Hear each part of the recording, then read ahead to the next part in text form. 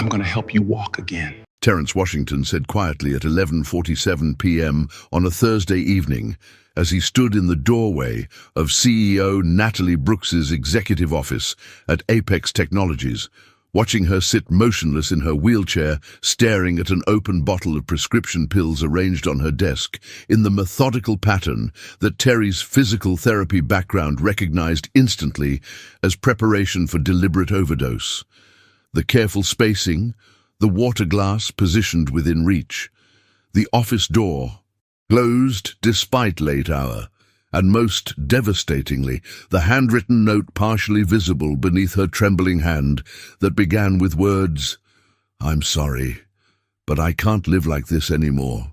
Natalie's head snapped up at the janitor's voice, her expression transforming from isolated despair to startled alarm as she processed that someone had witnessed her private moment of preparing to end pain that 3 months of paralysis had made unbearable. And her hands moved instinctively to cover the pills, a note as if concealing evidence of suicidal intent from custodial worker whose presence represented unwelcome intrusion into decisions she had been building courage to execute for the past 17 days. "What did you just say?" Natalie asked, her voice carrying controlled hostility designed to drive away the janitor whose impossible statement about helping her walk seemed either cruel mockery or delusional optimism from someone who couldn't possibly understand the finality of spinal cord injury that world-class neurosurgeons had declared permanent and irreversible. At 44, Terence Washington possessed the kind of careful observation that characterized former medical professionals whose training remained automatic, despite credentials being destroyed by circumstances that had reduced elite neurological physical therapist to midnight custodial worker, pushing cleaning cart through corporate offices where his expertise went unrecognized and his knowledge went unused, except in desperate moments like this, when recognizing suicidal preparation required immediate intervention, regardless of professional boundaries or employment hierarchy. "Miss Brooks, I said I can help you walk," Terry repeated, setting down his cleaning supplies and moving carefully into the office while maintaining non-threatening distance from woman in wheelchair, whose body language suggested she was processing whether to accept help or demand that janitor leave her alone to complete the suicide that his arrival had interrupted.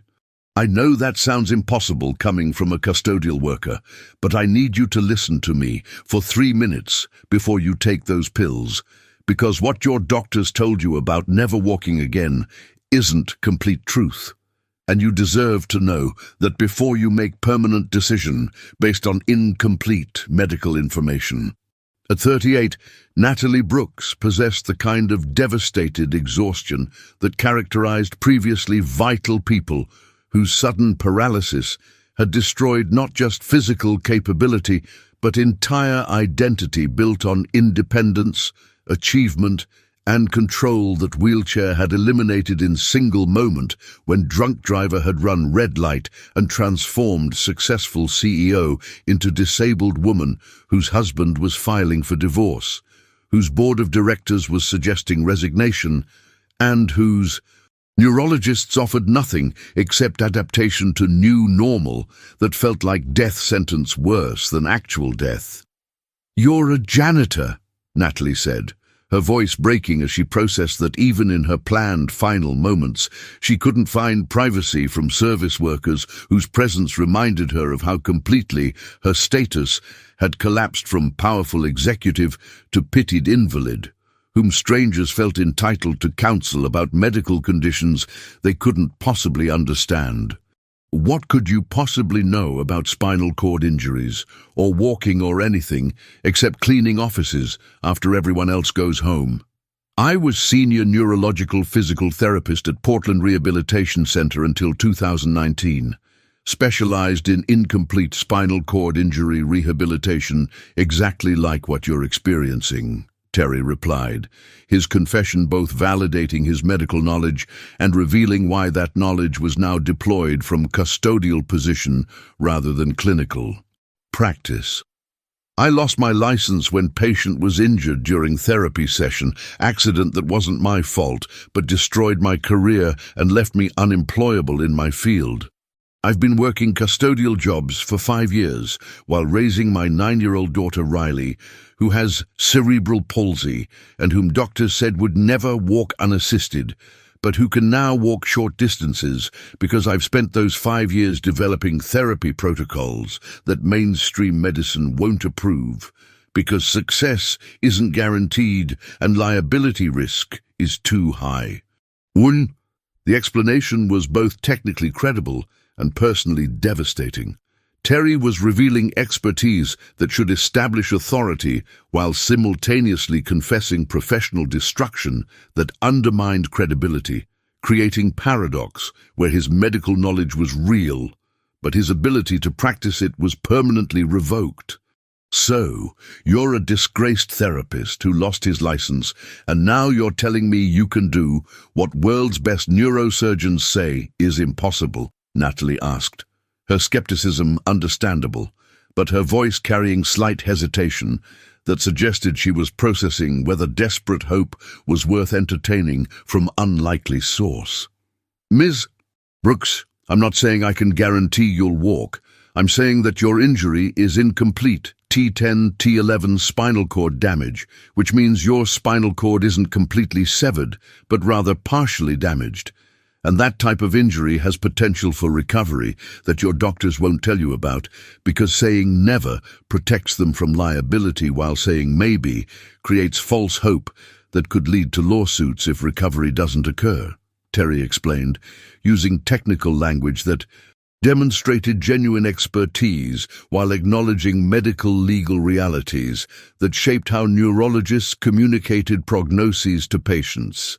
How do you know what type of injury I have? Natalie demanded, processing that Janitor was citing specific medical details about her condition that shouldn't be accessible to custodial worker. Because I've been cleaning your office for 3 months and I've seen the medical reports on your desk, the physical therapy notes in your trash, and the neurology consultation letters you've been reviewing, Terry admitted, his confession about reading her private medical documents, technically violating privacy, but motivated by professional concern rather than prurient curiosity. I recognized your injury classification the first week after your accident, and I've been watching you deteriorate psychologically as your doctors and therapists focus on wheelchair adaptation instead of recovery protocols. And tonight, when I saw the pills arranged on your desk, I knew I had exactly one chance to intervene before you made irreversible decision based on incomplete information about your actual recovery potential.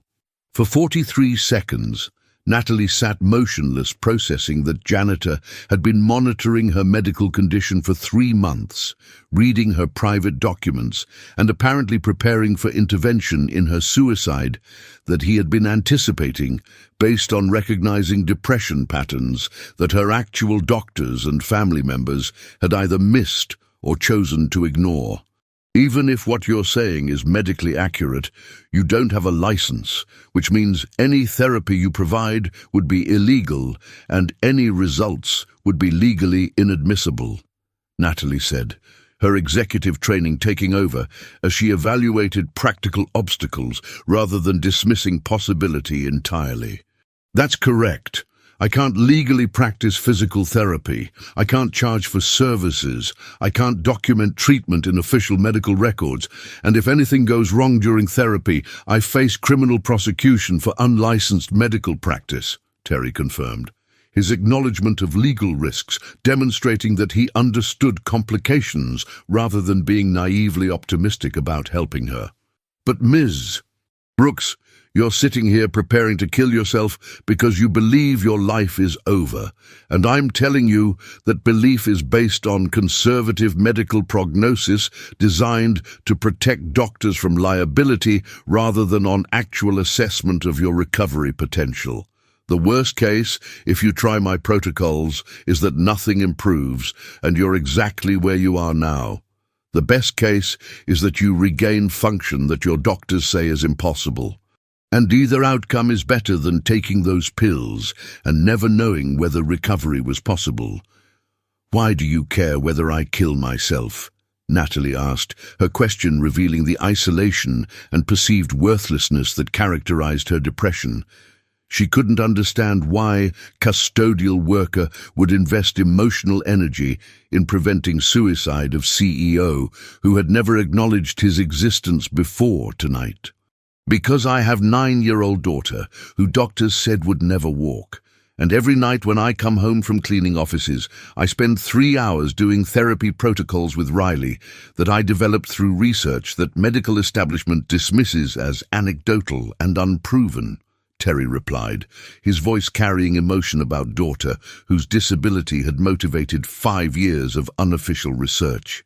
"Riley can walk now, not perfectly, not independently, but she can walk short distances with assistance, which her official therapists say is impossible and attribute to natural development rather than acknowledging that my illegal therapy protocols actually work. When I see you preparing to die because doctors told you the same never that they told me about Riley, I can't walk away without telling you that their never is legal position, not medical certainty." "Show me," Natalie said suddenly, her executive decisiveness emerging as she made calculation that testing Janitor's claims cost nothing except few minutes that she'd been planning to spend dying anyway. "If you actually know what you're talking about, prove it right now. Make me move something, anything, that I haven't been able to move for 3 months.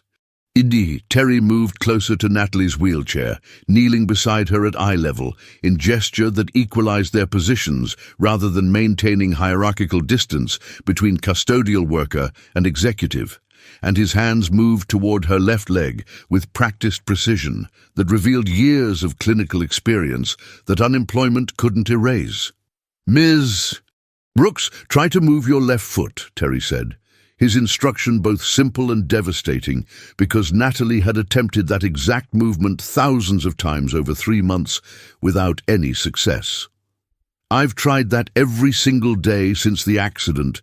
Nothing moves," Natalie replied, her voice breaking with frustration about inability to execute command that her brain sent but her legs refused to receive. "You've tried with conscious motor control through damaged primary motor pathways," Terry said, his hands pressing specific point on her left thigh that sent electrical-like sensation through her leg. "Try now with reflex arc stimulation that bypasses damaged pathways and accesses intact secondary neural circuits." Natalie focused on her left foot, sending mental command that had failed 3,000 times before. But this time, something was different. The electrical sensation from Terry's pressure point created pathway that her conscious control couldn't access alone, and her left foot moved, just centimeters, just visible twitch of toes that hadn't responded to any stimulus for 3 months, but moved in way that shattered everything neurologists had told her about permanent paralysis. "Oh my God," Natalie whispered, tears streaming down her face as she stared at her foot that had just proven doctors wrong. It moved. My foot actually moved. How is that possible? Because your spinal cord injury is incomplete, which means neural pathways aren't completely destroyed, but rather damaged and requiring alternative routing that standard physical therapy doesn't attempt because success rate isn't high enough to justify liability risk, Terry explained, his voice carrying professional authority that unemployment and license revocation hadn't eliminated. What you just experienced is proof that recovery is possible. Not guaranteed, but possible, which means the decision you were preparing to make tonight was based on incomplete medical assessment rather than actual evaluation of your potential. Some discoveries about hope emerge in desperate moments when impossible promises from unlikely sources prove accurate through simple demonstrations that shatter months of medical certainty. And sometimes the people carrying cleaning carts possess knowledge that doctors won't share because liability concerns make never safer than maybe, even when maybe represents truth that could prevent suicide. Before we continue, I need you to understand something. If you felt that moment when Natalie's foot moved for the first time in 3 months, if you understood what it means when a janitor knows more than a neurosurgeon, if you've ever been told never by doctors when maybe was the truth, subscribe right now. Hit that like button if you're crying about that foot moving. Comment below, what time is it? Where are you watching from? Have you or someone you love been told you'd never walk, never recover, never get better? Have you ever met someone whose job didn't match their expertise? Would you trust a janitor who promised the impossible? Because in part 2, we're going to meet Terry's daughter Riley, who walks because of illegal therapy. We're going to discover that Natalie's husband David is the lawyer who destroyed Terry's career in 2019. And we're going to learn exactly what happened to that patient who got injured during Terry's therapy session, and why the hospital threw him under the bus.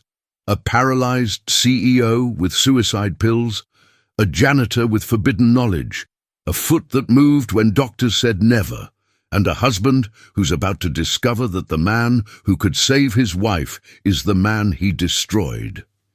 Don't go anywhere. Part 2 starts right now.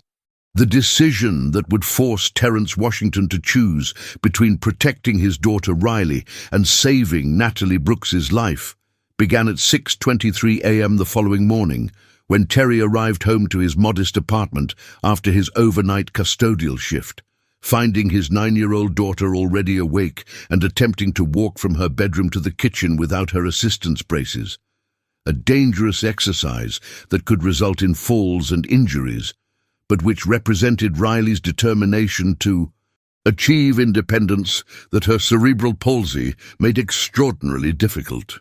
"Riley, you know you're supposed to wait for me before attempting unassisted walking," Terry said gently, as he moved quickly to provide support, while his daughter navigated the 17 steps between rooms, her movements showing remarkable coordination, considering that neurologists had declared 5 years ago that she would never walk without full-time wheelchair, and that any ambulation would be impossible given the severity of her motor control impairment. At 9 years old, Riley Washington possessed the kind of fierce determination that characterized children whose disabilities had taught them that achieving impossible goals required daily effort that most people couldn't understand or appreciate. She had spent her entire conscious life in therapy sessions, wearing uncomfortable braces, enduring painful exercises, and working toward mobility that came naturally to other children, but which required her to fight for every single step. "Dad, I walked 12 steps by myself this morning before I needed to grab the wall," Riley announced with pride that made Terry's heart break and soar simultaneously, because her progress represented vindication of his unofficial therapy protocols, while also representing evidence that could be used against him if anyone discovered he was practicing physical therapy without license on his own daughter. "That's 3 more steps than last week. Your therapy is working better than what Dr. Morrison does at the clinic. Riley, that's amazing progress, but you need to be careful about discussing our home therapy sessions with your doctors or therapists," Terry replied, using gentle language to teach 9-year-old about legal complications that required keeping their most effective treatment secret from medical professionals who could report him for unlicensed practice. "What we do at home is between us, and other people might not understand that Daddy knows special techniques from when he used to be a therapist before you were born." The conversation was both heartwarming and heartbreaking. Terry was teaching his daughter to hide medical progress because acknowledging improvement would expose therapy protocols that technically constituted illegal medical practice, creating a situation where Riley's success had to remain secret to protect father who had made that success possible.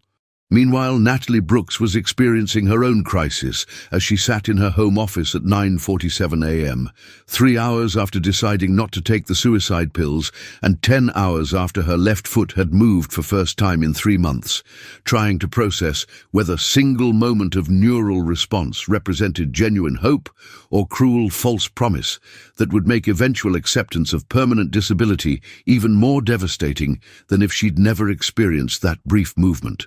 "Natalie, I need to discuss our separation timeline," said David Brooks as he entered her office carrying manila folder that his body language suggested contained divorce papers that 3 months of her paralysis had convinced him were necessary for his own emotional and financial survival. "I've consulted with my therapist and my attorney, and they both agree that staying in this marriage is creating psychological burden that I can't sustain long term." At 41, David Brooks possessed the kind of careful detachment that characterized personal injury attorneys whose professional success came from calculating damages and liabilities rather than from emotional investment in human suffering. He had built a lucrative career representing injured plaintiffs in medical malpractice cases, but when his own wife became disabled, he discovered that living with disability was different from profiting from it. And 3 months of being caretaker had convinced him that divorce was pragmatic necessity rather than moral failure. "David, something happened last night that might change everything," Natalie said, her voice carrying tentative hope that she hadn't felt since the accident. "The janitor at my office, he's a former physical therapist who believes my injury might not be permanent, and he did something that made my foot move for the first time since the accident." "The janitor did what?" David asked, his attorney instincts immediately activating as he processed that his wife was describing unlicensed medical practice by custodial worker who apparently had physical therapy background. "Natalie, what's this janitor's name?" "Terence Washington," Natalie replied, not recognizing the name's significance for her husband, whose career had been substantially advanced 5 years ago by a high-profile medical malpractice case that had destroyed physical therapist's career and netted David's law firm $3.2 million settlement plus national recognition for aggressive litigation against healthcare providers. David's expression transformed from detached concern to something harder as he processed that the janitor promising to help his wife walk was the same physical therapist whose career David had systematically destroyed in 2019 when representing teenage athlete Lucas Brennan, who had been injured during therapy session that David's litigation had characterized as reckless experimentation by dangerously unqualified practitioner whose license revocation had been insufficient punishment for permanent damage inflicted on promising young athlete. "Natalie, Terence Washington is the therapist who permanently injured Lucas Brennan through experimental therapy protocols that Medical Review Board declared dangerous and irresponsible," David said, his voice carrying controlled alarm about his disabled wife being influenced by a discredited practitioner whose previous patient had suffered outcomes that David's litigation had portrayed as inevitable result of Washington's reckless methods.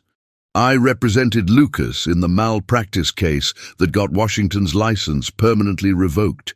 He's dangerous, delusional, and apparently obsessed with vindicating failed protocols by experimenting on vulnerable patients who are desperate enough to believe his promises. But David, my foot moved, actually moved, when he did the therapy," Natalie protested, her hope colliding with her husband's professional assessment of Washington as fraudulent practitioner. "How do you explain that if his methods don't work? Placebo effect, muscle spasm, coincidental nerve response. There are a dozen explanations that don't require believing that janitor knows something that your world-class neurologists don't know," David replied, using skeptical framework that his legal career had taught him to apply when evaluating medical claims that seemed too convenient to be legitimate. "Natalie, I'm telling you as your husband and as attorney who specializes in medical malpractice, Terence Washington destroyed Lucas Brennan's recovery through aggressive experimental therapy, and if you let him touch you, you're risking additional injury that could make your current paralysis seem minor by comparison. Do you? As Natalie processed that her husband had professional and financial investment in discrediting the janitor who offered hope, while David processed that the man who could potentially save his wife's mobility was the same man whose career destruction had advanced David's own professional success, both understood that Washington's involvement created conflicts that transcended simple medical questions about therapy efficacy. 3 hours later, Terry was confronting his own crisis when his 16-year-old son, Trevor, arrived at the apartment for court-mandated weekly visit, carrying attitude of resentment that had characterized their relationship since Simone had been granted primary custody in 2019 divorce that had been triggered by Terry's license revocation and subsequent unemployment. "Dad, Mom says you're doing illegal physical therapy again," Trevor said at 1:34 p.m., his accusatory tone making clear that he viewed his father's therapy work as obsessive behavior that had destroyed their family rather than as legitimate medical practice that licensing board had wrongly terminated. "She says Riley's doctor mentioned that Riley is showing progress that doesn't match her official therapy schedule, which means you're doing unsupervised treatment that could get you arrested." And there at 16, Trevor Washington possessed the kind of angry confusion that characterized teenagers whose parents' divorce had required choosing sides and whose choice to live with mother rather than father had been influenced by maternal narrative that portrayed Terry as obsessive practitioner, whose refusal to accept license revocation had made him unemployable and financially unstable parent. "Trevor, I'm helping your sister achieve mobility that her doctors said was impossible. And yes, that involves therapy techniques that I can't practice officially because my license was revoked," Terry replied, using honest acknowledgement of situation rather than defensive justification. "I understand that you're angry about the divorce and about living primarily with your mother. But Riley's progress isn't evidence of my irresponsibility.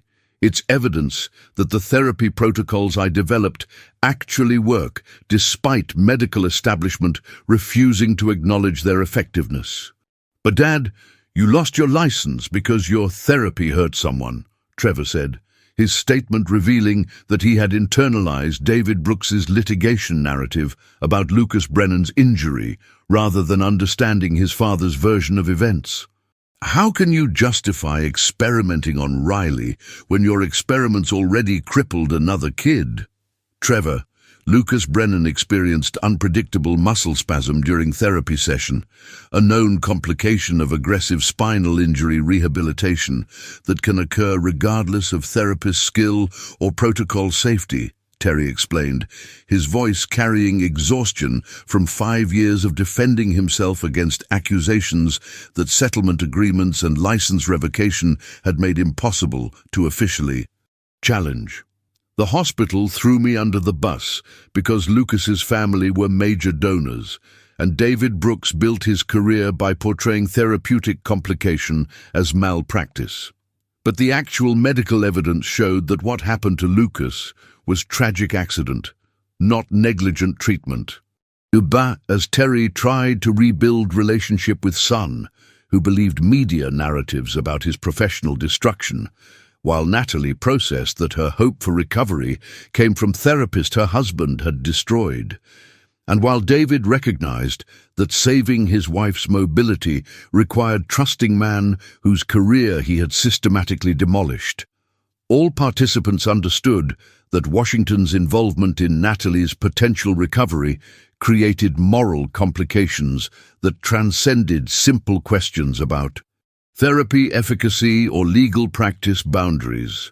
Ms. Brooks, this is David Brooks calling about our conversation this morning, David said during phone call to his wife at 4:47 p.m., his voice carrying careful control that suggested internal conflict between desire to help wife and professional investment in maintaining that Washington was dangerous charlatan.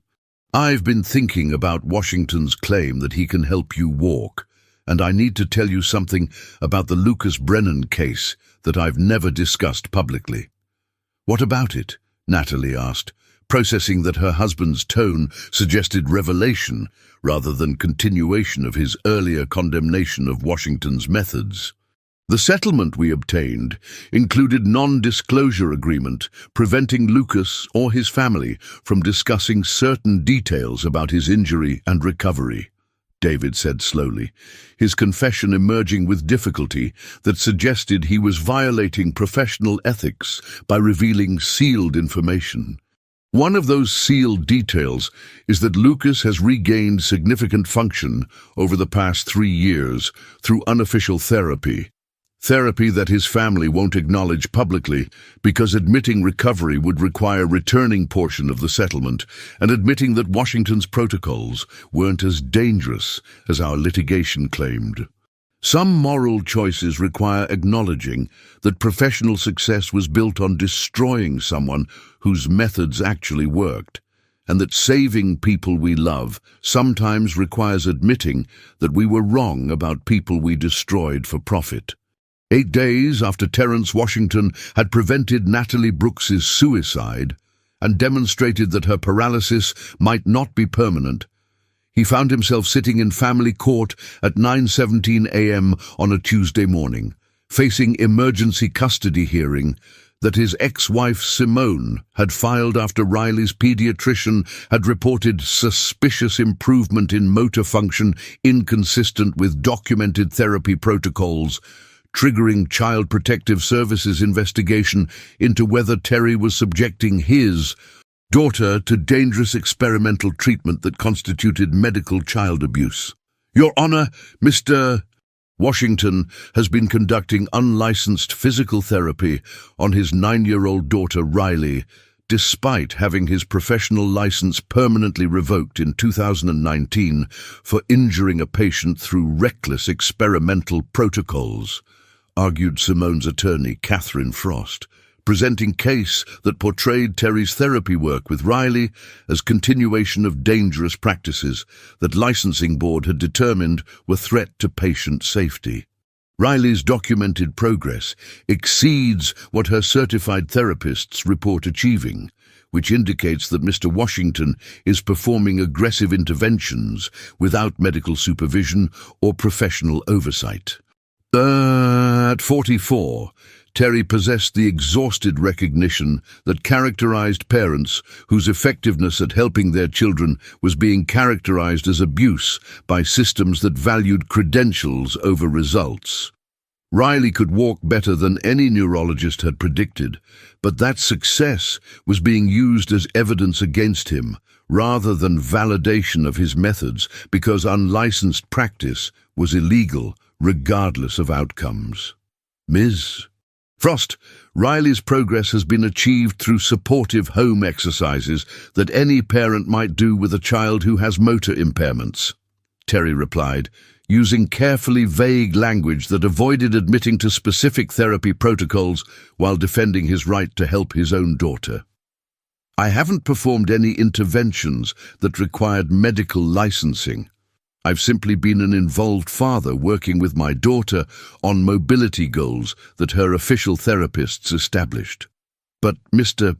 Washington, Riley's physical therapist, Dr. Sarah Morrison, submitted affidavit stating that Riley's improvement in proprioception, reflex integration, and neural pathway coordination exceeds what standard therapeutic exercises could achieve and suggests advanced neurological intervention techniques that require professional training and clinical supervision, Judge Andrea Foster said, reading from documentation that made Terry's unofficial therapy sound like dangerous experimentation rather than dedicated parenting. Your Honor, I was senior neurological physical therapist for 15 years before my license was revoked. That knowledge doesn't disappear just because I'm no longer allowed to practice professionally, Terry replied, his honest acknowledgement of his expertise, simultaneously defending his capability and confirming that he was applying professional knowledge in unlicensed context. Everything I do with Riley is based on legitimate therapeutic principles that I learned through years of clinical training and practice. Which is exactly the problem, Mr. Washington, Judge Foster continued, her tone suggesting sympathy for his situation, but legal obligation to protect child from potential harm. You're admitting that you're applying professional-level therapy techniques without license, supervision, or liability insurance.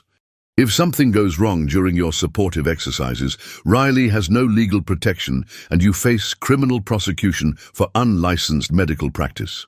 As custody hearing continued, with Simone's attorneys arguing that Riley should be placed primarily with her mother, where therapy would be limited to certified professionals, Terry was confronting that saving his daughter's mobility had created legal vulnerability that could result in losing custody of the child, whose progress had been his only vindication over 5 years of professional exile.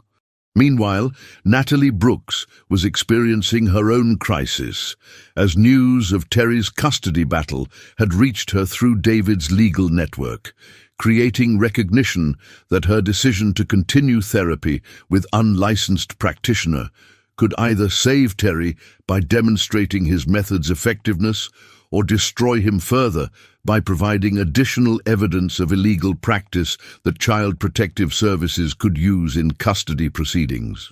"Terry, I just learned about your custody hearing," Natalie said during phone call at 2:47 p.m., 8 hours after court had recessed for judges' deliberation about Riley's placement. "David told me that your ex-wife is trying to take Riley away because you've been doing therapy that helped her walk. I need to testify about how your methods helped me. That could prove your therapy works and isn't dangerous." "Ms. Brooks, I appreciate the offer, but testimony about helping you would actually make my custody situation worse, not better," Terry replied, his voice carrying careful assessment of legal complications. "Admitting that I've been providing therapy to you, a paying client, even if you haven't paid yet, would transform my work with Riley from parental support into pattern of unlicensed professional practice. That distinction matters legally, and confirming that I'm treating multiple people makes criminal prosecution more likely." "So you're saying that proving your therapy works would cost you custody of Riley?" Natalie asked, processing the impossible choice that Terry faced between vindicating his methods and protecting his daughter. "That's exactly what I'm saying," Terry confirmed. "If I demonstrate therapeutic effectiveness with you, I prove that I'm practicing physical therapy without license, which supports Simone's argument that I'm subjecting Riley to unauthorized medical treatment rather than just being supportive parent. The more successful I am at helping you, the more danger I create for my custody rights and my freedom." As Natalie processed that her recovery could destroy the man helping her, while Terry confronted that professional vindication would cost him his daughter, both understood that unlicensed medical practice created legal frameworks where success was punished more severely than failure because demonstrating expertise confirmed illegal practice, while poor results could be characterized as incompetent parenting rather than professional malpractice. 3 days after custody hearing had concluded, with judge ordering temporary supervision of Terry's interactions with Riley pending full investigation, David Brooks arrived at Natalie's home office at 7:23 p.m., carrying documentation that would either save Terry's custody rights or confirm that his experimental methods were as dangerous as David's 2019 litigation had claimed. "Natalie, I've obtained Lucas Brennan's sealed medical records from the past 5 years, David said, his voice carrying complicated emotion about revelation he was preparing to share. "What I'm about to show you violates attorney-client privilege breaks confidentiality agreements and could get me disbarred, but you need to know the truth about what happened to Lucas and what it means for Terry's custody case." "What do the records show?" Natalie asked, recognizing that David's willingness to risk his career suggested information that contradicted his previous characterizations of Washington's therapy as dangerous. "Lucas Brennan has regained nearly full mobility through continued therapy with Washington's protocols," David replied, spreading medical documentation across Natalie's desk that showed systematic improvement over 5 years. After the accident during Terry's therapy session, Lucas's parents secretly continued using Washington's methods through uncertified practitioners who were willing to apply the protocols without official attribution. "The injury that our litigation portrayed as permanent damage has been almost completely reversed. Lucas plays college soccer now, has full motor control, shows no lasting impairment from the complication that occurred during therapy." "No, so the injury that cost Terry his license wasn't actually permanent?" Natalie asked, processing that her husband's most significant legal victory had been built on medical outcome that subsequent years had proven wasn't as catastrophic as settlement amount had suggested. "The injury was real and serious, but the recovery was also real and nearly complete," David confirmed, his acknowledgement representing professional and moral reckoning about case that had advanced his career while destroying innocent practitioner. What happened to Lucas was exactly what Terry claimed: unpredictable complication during aggressive therapy that was followed by successful recovery using the same protocols that caused the initial setback. "We portrayed it as malpractice. Hospitals supported that narrative to protect themselves, and Terry's career was destroyed based on incomplete assessment of outcomes that subsequent years proved weren't as dire as we claimed." "David, why are you telling me this now?" Natalie asked, recognizing that her husband's revelation represented both confession and strategic decision. "Because I've spent 5 years benefiting professionally from destroying Terry Washington's career. And now I'm watching my wife regain hope because of his methods while he's losing custody of his daughter because of legal vulnerabilities that my litigation created," David replied, his voice carrying genuine remorse about recognizing that professional success had come at cost of innocent practitioners' destruction. "If Terry loses Riley because he was helping you walk, I'll be responsible for destroying not just his career, but his family. That's not legal victory.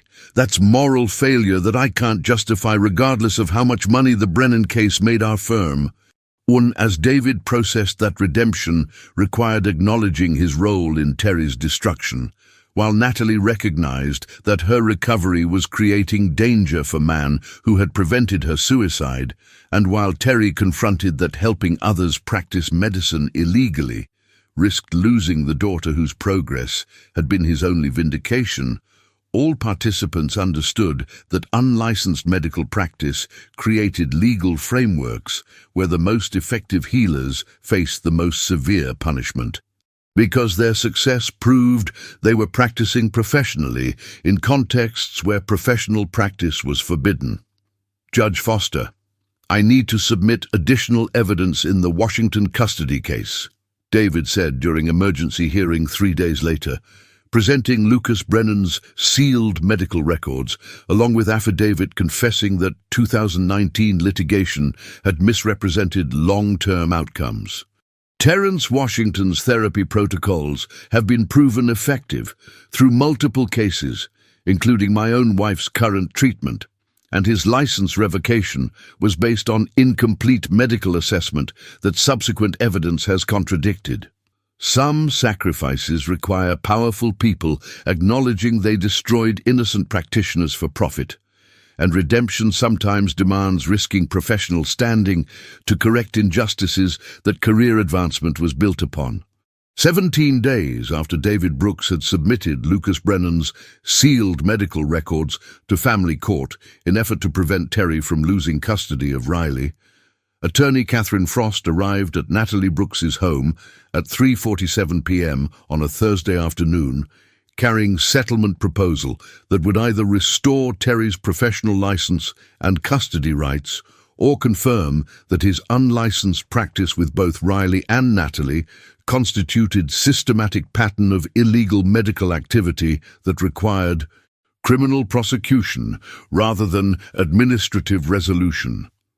Ms. Brooks, I represent Simone Washington in custody proceedings regarding Riley, but I'm here today in different capacity, as intermediary for settlement discussions that could resolve multiple legal complications simultaneously, Catherine explained, her professional tone suggesting complexity beyond simple custody dispute. My client Simone, your husband David, the Oregon Medical Board and Lucas Brennan's family have been negotiating framework that would address Terry's license status, custody arrangements, and potential criminal charges in comprehensive manner. At 38, Natalie possessed hard-earned understanding of legal negotiations, recognizing that Catherine's involvement suggested settlement discussions had reached stage where multiple parties were attempting coordinated resolution of interconnected legal problems that Terry's unlicensed practice had created across several jurisdictions and stakeholder groups. What kind of settlement are we discussing?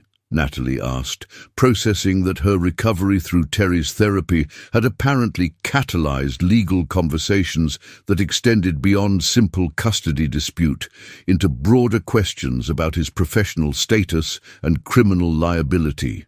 The proposal involves Terry's license restoration contingent on completion of supervised probationary period, modification of custody arrangement that allows him continued involvement in Riley's therapy under professional oversight, and immunity from prosecution for unlicensed practice, in exchange for his cooperation with medical board investigation into why effective therapy protocols were rejected in favor of conservative treatments that prioritized liability reduction over patient outcomes, Catherine explained, outlining settlement that represented acknowledgement that Terry's methods worked, but that his practice of them had violated legal frameworks requiring credentials regardless of effectiveness. The settlement proposal was both validating and insulting. Terry would regain license and custody, but only by accepting framework that characterized his 5 years of successful unlicensed practice as problematic behavior requiring supervision rather than as dedicated healing work that credentialing systems had wrongly prevented. Meanwhile, Terry was experiencing his own crisis as he sat in consultation with attorney Malcolm Pierce, a disability rights lawyer who had taken his case pro bono after learning that successful therapy with disabled daughter was being characterized as child abuse, reviewing settlement terms that would restore his professional life while requiring him to accept characterization of his work that he fundamentally disagreed with. Terry, this settlement gives you almost everything you've been fighting for. License restoration, continued custody of Riley, immunity from criminal charges, and even pathway to officially document your therapy protocols for potential mainstream adoption, Malcolm said, reviewing terms that represented extraordinary legal victory for practitioner who had been facing loss of daughter and potential imprisonment. The only cost is accepting medical board supervision for 3 years and acknowledging that your unlicensed practice, however effective, violated regulations that exist for patient protection.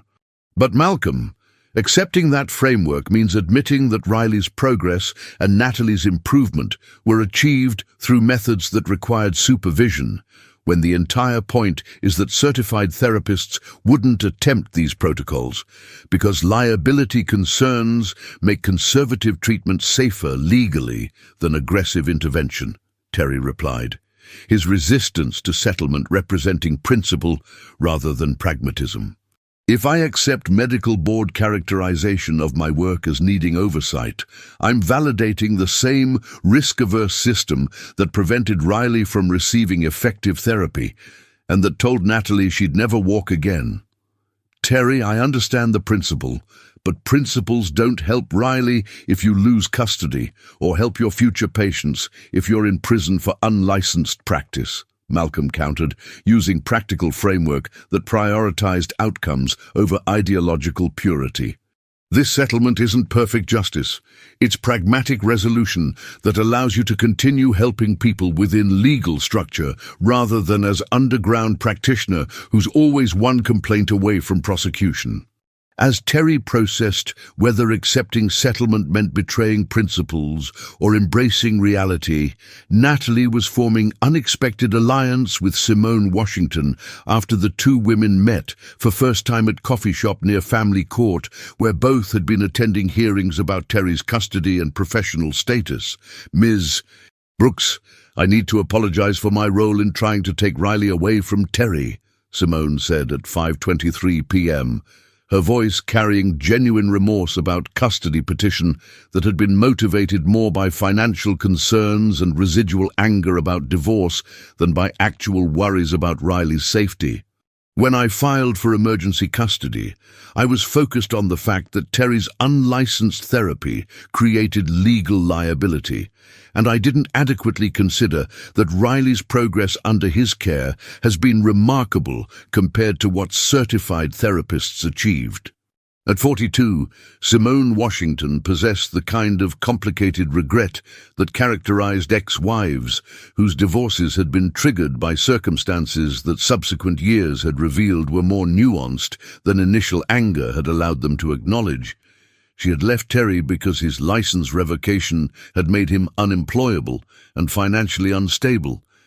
But 5 years later, she was recognizing that his commitment to Riley's therapy had been dedication rather than obsession, and that his unlicensed practice had achieved results that credentialed professionals had declared impossible. Simone, I appreciate your apology, but I need to understand what changed your perspective, Natalie replied, recognizing that former wife's support could be crucial for settlement negotiations and Terry's custody rights. What changed was seeing Riley walk at her school concert last week, really walk, not just shuffle with braces, but actually coordinate her movements in ways that her cerebral palsy supposedly made impossible, Simone explained, her voice breaking with emotion about daughter's progress. I've been taking her to certified physical therapists twice a week for 5 years, and they've helped her maintain baseline function. But Terry's been working with her every night using protocols he developed, and the difference is undeniable. She's achieving mobility that Dr. Morrison says shouldn't be possible given her diagnosis. And I realized that my custody petition was putting legal concerns ahead of Riley's actual well-being. As Simone acknowledged that Terry's unlicensed success had been more beneficial than certified therapy's conservative approach, while David prepared testimony confessing that his 2019 litigation had misrepresented Lucas's outcomes, and while medical board investigators reviewed evidence suggesting that Terry's rejected protocols were actually more effective than approved treatments, all participants were forming alliance based on recognition that credentialing systems sometimes prevented effective healing by prioritizing liability reduction over patient outcomes. Judge Foster, I'm withdrawing my emergency custody petition and supporting settlement proposal that allows Terry to maintain custody of Riley while his license restoration proceeds, Simone announced during hearing that had been scheduled to finalize Riley's placement. My initial concerns about unlicensed therapy were valid from legal perspective, but Riley's remarkable progress demonstrates that her father's methods are effective regardless of their regulatory status, and separating them would harm Riley's continued development. The withdrawal represented both legal victory and broader acknowledgement that effective healing sometimes occurred outside credentialed systems, creating question about whether regulations that prevented Terry's practice were protecting patients or protecting medical establishment from practitioners whose unconventional methods challenged conservative treatment paradigms.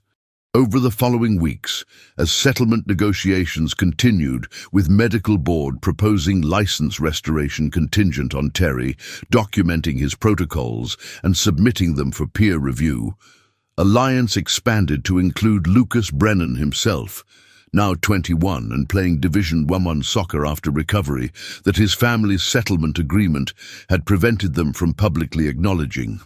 Mr.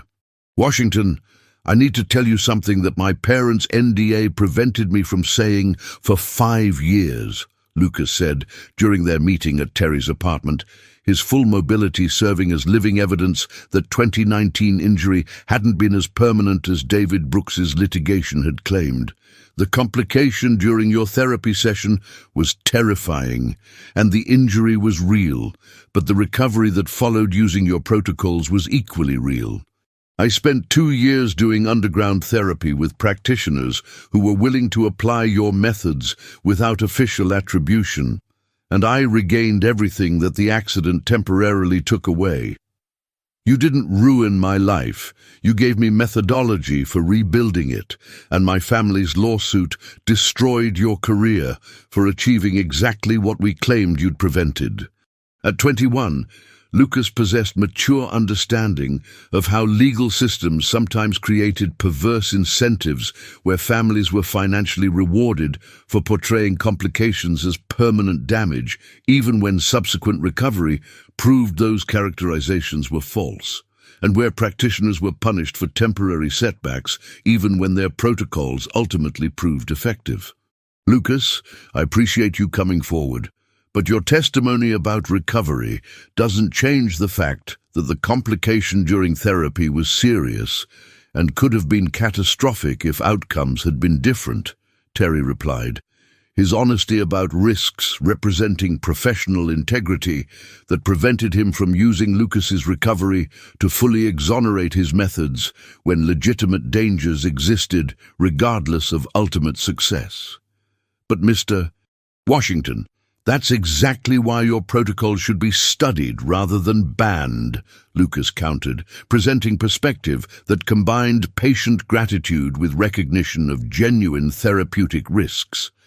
Yes, aggressive therapy carries complications that conservative treatment avoids, but conservative treatment also produces outcomes like telling Natalie Brooks she'll never walk when your aggressive protocols could give her mobility. The question isn't whether your methods have risks, it's whether those risks are justified by results that conventional therapy can't achieve.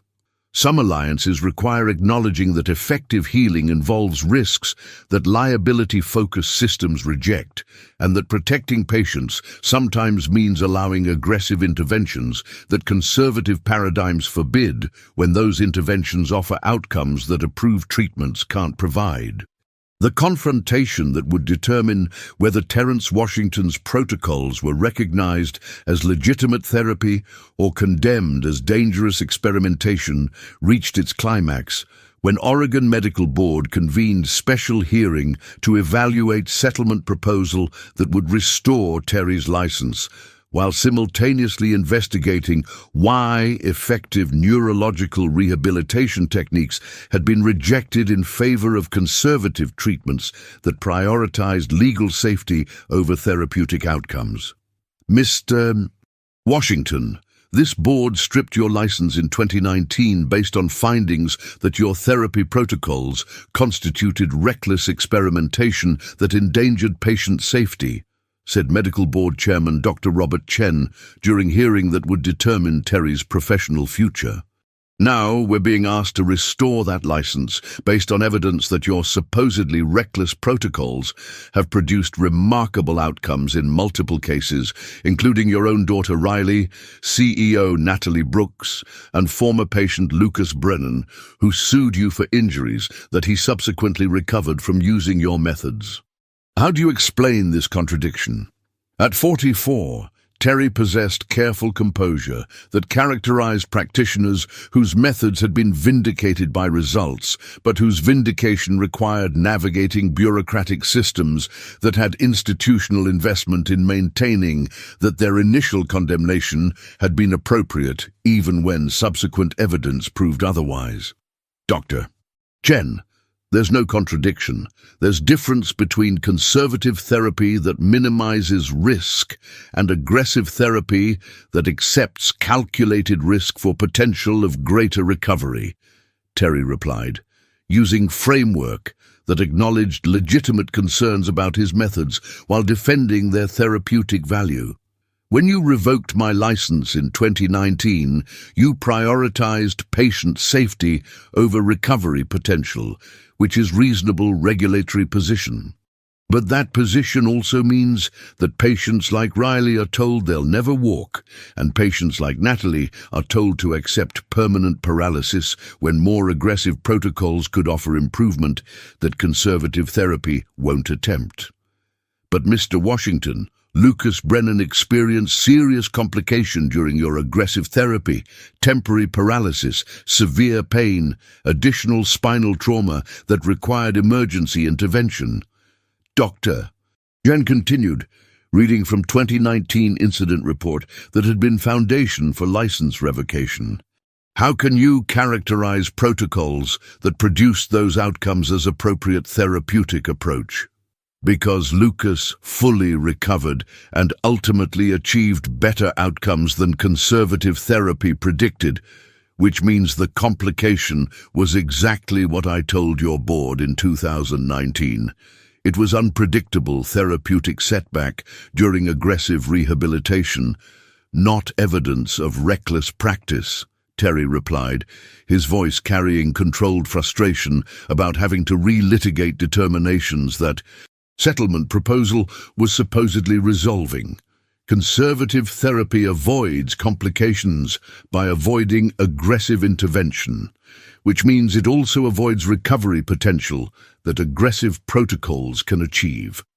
You revoked my license for accepting risks that I disclosed to Lucas and his family, risks that ultimately led to his complete recovery. B. The confrontation revealed fundamental tension in medical regulation. Boards protected patients by preventing risky interventions, but that protection also prevented potentially effective treatments that conservative approaches wouldn't attempt, creating a system where safety was prioritized over efficacy when those values conflicted. Meanwhile, David Brooks was experiencing his own confrontation as he testified before medical board about his role in 2019 litigation that had portrayed Terry's protocols as malpractice rather than as aggressive therapy with disclosed risks and ultimately successful outcomes. Doctor, Jen, I need to confess that my representation of Lucas Brennan in 2019 was financially motivated litigation that misrepresented therapeutic outcomes for settlement purposes, David said, his testimony representing professional suicide that would likely result in ethics complaints and potential disbarment. We portrayed temporary complication as permanent injury to maximize settlement value, and we secured non-disclosure agreement preventing Lucas from revealing his subsequent recovery because acknowledging improvement would have required returning settlement funds and admitting that our damage claims were exaggerated. Mr. Brooks, you're testifying that you committed fraud in obtaining $3.2 million settlement? Dr. Jen asked, processing that attorney's confession created legal exposure that seemed inconsistent with any rational litigation strategy. I'm testifying that standard personal injury practice involves characterizing injuries as severely as medical evidence allows, securing settlements based on worst-case projections, and then preventing disclosure of better-than-projected outcomes through confidentiality agreements, David replied, his brutal honesty about legal industry practices representing both personal confession and systemic indictment. What I did to Terry Washington wasn't unusual litigation strategy. It was standard practice that happened to destroy innocent practitioner whose methods actually worked. Or D, as David's testimony exposed legal strategies that profited from misrepresenting medical outcomes, while Terry defended protocols that accepted risks for greater recovery potential, and while medical board processed evidence suggesting that their regulatory frameworks prevented effective treatments by prioritizing liability reduction over therapeutic innovation, all participants understood that confrontation wasn't just about Terry's individual case, but about systematic questions regarding how Medical practice should balance safety against efficacy when those values competed. Mr. Washington, even if we accept that your protocols produce better outcomes than conservative therapy, how do we authorize methods that carry complication risks that our regulatory framework exists to prevent? Dr. Chen asked, articulating core regulatory dilemma that Terry's case represented. You authorize them the same way you authorize any medical intervention that carries risks, through informed consent from patients who understand complications and who choose to accept those risks for potential of outcomes that safer treatments won't achieve, Terry replied, presenting framework that shifted decision-making from regulatory boards to patients themselves. Natalie Brooks was preparing to kill herself because conventional medicine told her she'd never walk. She had right to choose aggressive therapy that offered hope, even if that therapy carried risks that conservative treatment avoided. Riley has cerebral palsy that certified therapists said would confine her to wheelchair. She deserves access to protocols that could give her mobility, even if those protocols aren't as safe as conventional therapy that produces worse outcomes. The argument represented philosophical challenge to regulatory paradigm. Should medical boards prevent risky treatments to protect patients from complications? Or should patients have right to choose aggressive interventions that offered better outcomes despite higher risks? Over 3 hours of testimony and deliberation, medical board members confronted evidence that their 2019 license revocation had prevented effective therapy while protecting patients from risks that informed consent should have allowed them to accept, creating recognition that regulatory frameworks sometimes harmed patients by preventing treatments that offered outcomes conventional medicine couldn't achieve. Mr. Washington, this board will vote on settlement proposal that includes license restoration with conditions, Dr. Chen announced after deliberation. Those conditions include 3-year probationary period during which your protocols will be supervised and documented, requirement that patients sign enhanced informed consent, acknowledging experimental nature of your methods and higher complication risks compared to conventional therapy, and commitment to publish your protocols for peer review so that therapeutic community can evaluate whether your approaches should be incorporated into mainstream practice. The settlement represented both victory and compromise. Terry would regain license and professional status, but only under supervision that characterized his methods as experimental rather than proven, requiring him to accept regulatory framework that he believed prevented effective healing by prioritizing liability concerns over therapeutic outcomes.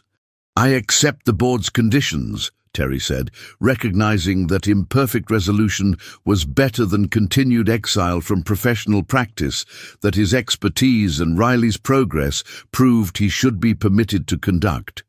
As medical board voted 7-2 to approve settlement with enhanced oversight conditions, all participants understood that confrontation had resolved Terry's individual case while exposing systematic questions about medical regulation that extended far beyond one practitioner's license restoration.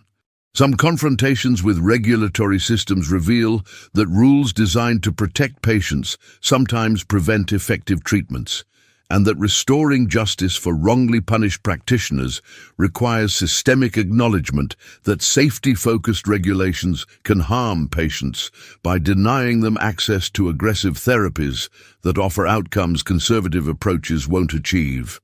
28 months after Terrence Washington's license had been restored under probationary supervision that required documentation of his neurological rehabilitation protocols, he stood at rehabilitation center that bore his daughter's name, the Riley Washington Center for Neurological Recovery, watching Natalie Brooks walk unassisted for the first time in nearly 3 years. Her movement still careful and deliberate, but unmistakably independent as she crossed the 20 feet between parallel bars without assistance devices or support personnel. The rehabilitation center had been funded by Natalie's $12 million donation after she had resumed CEO position at Apex Technologies, representing both gratitude for Terry's intervention that had prevented her suicide and commitment to ensuring that other patients with incomplete spinal injuries had access to aggressive therapy protocols that conventional rehabilitation centers wouldn't attempt due to liability concerns that prioritized risk avoidance over recovery potential. "Terry, I'm walking," Natalie said as she reached the end of parallel bars, tears streaming down her face as she processed achievement that world-class neurologists had declared impossible when they'd told her 3 years ago that T10, T11 incomplete injury meant permanent paralysis requiring lifetime wheelchair use.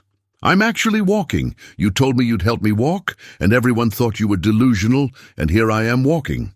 At 46, Terry possessed integrated professional identity that characterized practitioners whose wrongful license revocation had been reversed, but whose restoration had come with enhanced scrutiny that made every therapeutic success subject to documentation and peer review that conventional therapists didn't face. His protocols worked, but he practiced them under supervision that characterized aggressive intervention as experimental procedure requiring oversight rather than as legitimate therapy that should be standard care for incomplete spinal injuries. "Natalie, you're walking because you had incomplete injury with recovery potential and because you were willing to accept therapy risks that your neurosurgeons wouldn't authorize," Terry replied, his characterization of her success prioritizing her courage over his expertise. "My protocols didn't create recovery. They revealed potential that conservative medicine told you didn't exist, because acknowledging potential created liability if outcomes disappointed." The humility was both genuine and strategic. Terry's probationary license required him to emphasize patient factors over therapeutic intervention in describing outcomes, preventing him from making claims about protocol efficacy that medical board could characterize as overstating evidence base for methods that peer review process hadn't yet validated. Meanwhile, Riley Washington was experiencing her own milestone as she participated in school track and field day, completing 100-meter race without assistance devices for first time in her life, her cerebral palsy still affecting her coordination and speed, but no longer preventing independent ambulation that neurologists had declared impossible when she was diagnosed at 18 months old. "Dad, I ran the whole race by myself," Riley announced breathlessly after finishing in last place, but completing course independently, her achievement representing therapeutic success that couldn't be measured by competitive metrics. "I was slower than everyone else, but I ran it without stopping and without needing help and without falling down even once."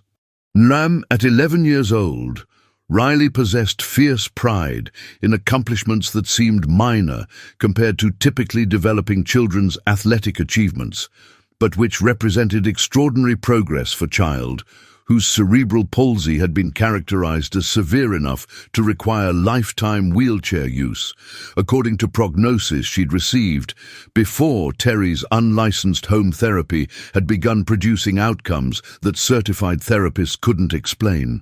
"Riley, I'm so proud of you," Terry said, embracing daughter whose mobility validated 9 years of unofficial therapy that had risked custody and criminal prosecution, but had produced independence that conventional treatment wouldn't have attempted. "You've worked harder than any other kid on that track, and completing that race is bigger achievement than winning would be for children who didn't have to overcome what you've overcome." As Terry celebrated Riley's progress while maintaining humble characterization of his therapeutic role that probationary supervision required, he was joined by unexpected ally.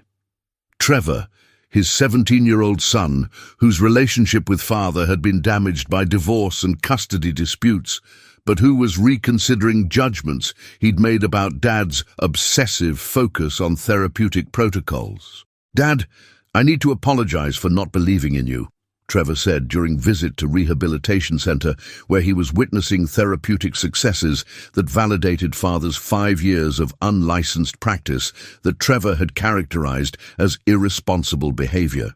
I spent years thinking you were destroying our family through obsession with proving your protocols worked. And I didn't understand that Riley's progress and Natalie's recovery weren't obsession. They were evidence that you were right about therapy that medical establishment rejected because liability concerns mattered more than patient outcomes. At 17, Trevor possessed emerging maturity that characterized teenagers who were reconsidering childhood certainties about parents whose actions had seemed incomprehensible, but which subsequent years revealed were principled dedication rather than obsessive fixation. Trevor, I don't blame you for doubting me. I was unemployed, divorced, fighting custody battles, and insisting that everyone else was wrong about therapy protocols. Terry replied, his forgiveness representing recognition that son's skepticism had been reasonable response to circumstances that seemed to confirm maternal narrative about dad's irresponsibility. What matters isn't that you doubted. It's that you're willing to reconsider when evidence contradicts initial judgments. Some family reconciliations require children acknowledging that parents they dismissed as obsessive were actually dedicated to principles that time proved correct, and that doubt was reasonable response to circumstances that seemed to justify skepticism even when that skepticism was ultimately wrong. 3 years after Terry had whispered, "I'll help you walk," and prevented Natalie's suicide, Rehabilitation Center hosted symposium on neurological recovery, where Terry presented research documenting outcomes from 73 patients who had participated in his aggressive therapy protocols under probationary supervision that had transformed his informal methods into systematically documented clinical approach.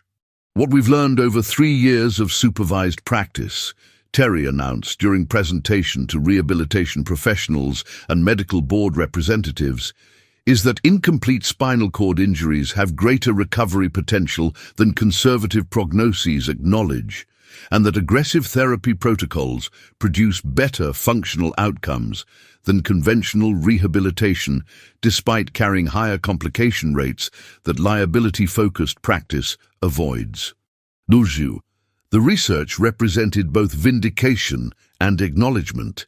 Terry's protocols worked better than conservative therapy, but they also produced complications that occurred in 8% of cases compared to 2% rate for conventional treatment, creating ethical framework where better outcomes came with higher risks that informed patients needed to evaluate rather than having regulatory boards make those risk-benefit calculations on their behalf.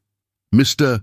Washington's data shows what we've suspected for years, said Dr. Patricia Morrison, Riley's former physical therapist who had initially been skeptical of Terry's methods, but who now collaborated with Rehabilitation Center after witnessing outcomes that conventional therapy hadn't achieved. Conservative rehabilitation produces safe but limited outcomes, while aggressive protocols produce better recovery with higher complication risks. The question isn't which approach is correct. It's which approach individual patients prefer given their risk tolerance and recovery goals.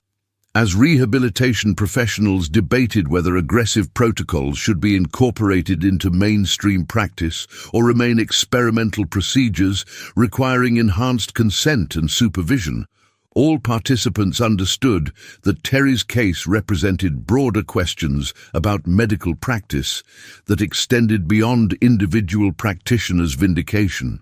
4 years after security cameras had captured moment when Paralyzed CEO's foot moved for first time and Janitor's impossible promise became visible hope, Terry stood beside Natalie at community center hosting support group for spinal injury survivors, watching her share story about depression, suicide preparation, and Janitor who had risked everything to help stranger walk when medical establishment had declared recovery impossible. What I learned from being paralyzed, Natalie told assembled survivors, whose injuries ranged from complete paralysis to incomplete damage like hers, is that never is often legal position rather than medical certainty, and that the people who can help us sometimes carry cleaning carts rather than medical degrees. Terry lost his license, his marriage, nearly lost his daughter, and faced criminal prosecution, all because he was willing to help patients that conventional medicine had given up on. He told me he'd help me walk when I was holding suicide pills, and I laughed because the promise seemed impossible. But here I am, walking, because someone believed my recovery was possible, even when everyone else said it wasn't. Some redemption stories don't end with accusers admitting wrong, but with patients walking who were told they never would, with daughters running who were told they'd need wheelchairs forever, and with janitors becoming directors of rehabilitation centers that bear their daughters' names, because their impossible promises became documented therapeutic protocols that transformed never into maybe for patients whom conventional medicine had abandoned to paralysis that aggressive therapy could reverse. The end. If you felt Natalie's foot move for the first time in 3 months, if you understood what it means when a janitor knows more than a neurosurgeon, if you've ever been told never when maybe was the truth, I need you to do something right now. Subscribe to this channel, because we tell stories about people whose expertise doesn't match their job titles, whose impossible promises become documented miracles, and whose dedication to healing costs them everything except their integrity. Hit that like button if you're crying about Riley running that race in last place, but finishing independently. But most importantly, comment below, what time is it where you're watching? Where are you from? Have you or someone you love been told you'd never walk, never recover, never get better, and then proved them wrong? Have you ever met someone whose knowledge exceeded their credentials? Would you trust a janitor who promised the impossible? And here's the question that haunts me. If you were Natalie, holding those suicide pills, and a janitor told you he could help you walk, would you laugh or would you hope? According to the Christopher and Dana Reeve Foundation, there are approximately 300,000 people living with spinal cord injuries in the United States, and 60% of incomplete injuries have potential for greater recovery than conservative prognoses suggest. Terry's story is fiction, but the medical establishment's tendency to say never for liability reasons while maybe represents truth is real. If you have a spinal cord injury, organizations like the Reeve Foundation provide resources about aggressive rehabilitation options. If you're a healthcare provider, consider whether your treatment recommendations prioritize patient outcomes or institutional liability. Share this video with anyone who needs to understand that never is often legal position rather than medical certainty, that janitors sometimes carry PhDs, and that the people holding cleaning carts might possess knowledge that could change your life. Subscribe, like, comment, share, and remember, Terry spent 5 years practicing therapy illegally because helping people mattered more than having a license. He risked custody of his daughter. He faced criminal prosecution. He lost his marriage and his career, but Riley is running, Natalie is walking, and 73 patients who were told never are proving that maybe was always the truth. Thank you for watching. I'll see you in the next story.